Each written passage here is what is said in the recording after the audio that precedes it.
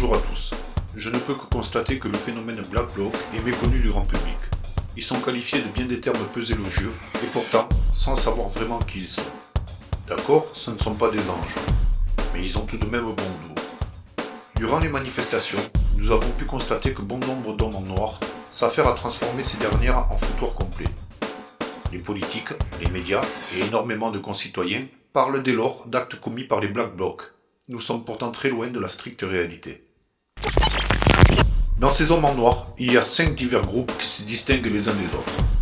Nous avons effectivement les Black Blocs, mais observons que ces derniers sont là pour s'interposer entre la population et la police.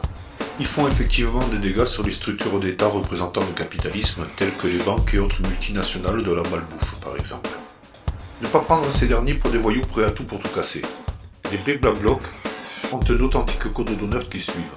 Ils attirent l'attention sur eux, car étant rompus à l'exercice, les exactions de ces derniers occupent donc les forces de l'ordre, qui du coup ne peuvent réellement se concentrer sur les manifestants pacifiques qui, eux, sont des cibles faciles.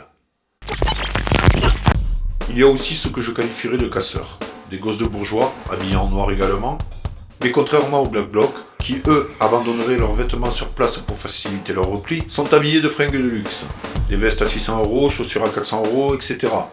Ces derniers n'ont pas d'autre objectif que de semer le désordre tout en décrédibilisant les mouvements.